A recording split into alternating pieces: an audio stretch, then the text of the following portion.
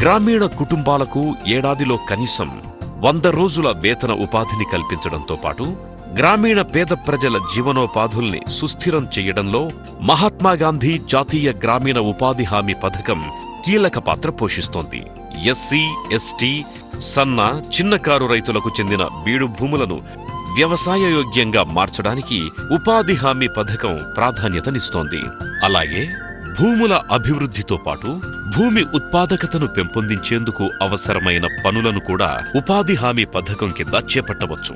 ఆంధ్రప్రదేశ్ రాష్ట్ర ముఖ్యమంత్రి చంద్రబాబు నాయుడు గారి మార్గనిర్దేశకత్వంలో రాష్ట్ర ప్రభుత్వం ఏజెన్సీ ప్రాంతాల్లోని గిరిజనులకు చెందిన బీడు భూములను అభివృద్ధి చేయడానికి ఉపాధి హామీ నిధుల్ని పెద్ద ఎత్తున వెచ్చిస్తోంది.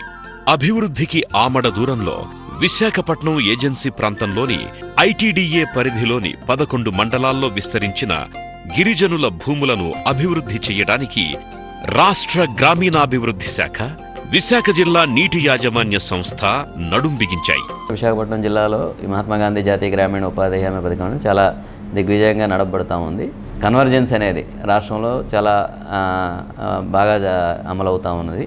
సో ఏదైతే అదర్ డిపార్ట్మెంట్స్ ఫండ్స్ ఉన్నాయో వాటికి ఎన్ఆర్ఈజీఏ ఫండ్స్ని కూడా జోడించి సో మంచి ఆస్తుల్ని కల్పించడం అనేది ఈ కార్యక్రమం జరుగుతూ ఉంది. అన్ని రంగాల్లో కూడా ఒక గ్రామాభివృద్ధిని ప్రభుత్వం ఆశయం ఏదైతే ఉందో స్మార్ట్ విలేజ్గా మార్చాలి గ్రామాన్ని అనే కార్యక్రమంలో భాగంగా ఉపాధి హామీ పథకంలో చాలా అంశాలు ముడిపడి ఉన్నాయి. దీని ద్వారా మనం గ్రామాభివృద్ధికి కూడా తోడ్పడడం జరుగుతుంది.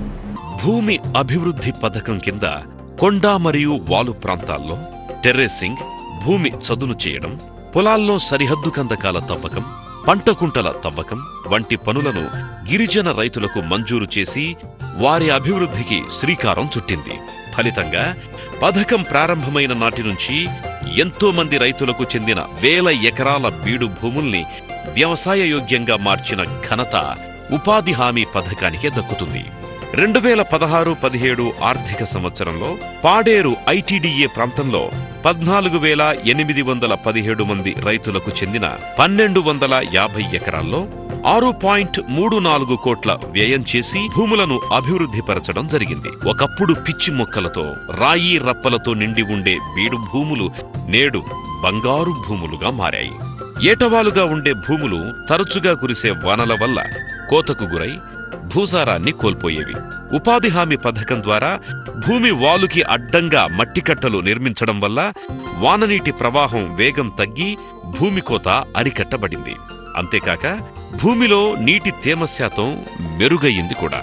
ఉపాధి హామీ పథకం ద్వారా తమ భూములను అభివృద్ధి చేసుకున్న అనేక మంది గిరిజన రైతులు నేడు తమ పొలాల్లో వరి, పత్తి, జొన్న, మొక్కజొన్న, కూరగాయల పెంపకం వంటి పంటల్ని సాగు చేస్తూ మెరుగైన జీవనాన్ని గడుపుతున్నారు.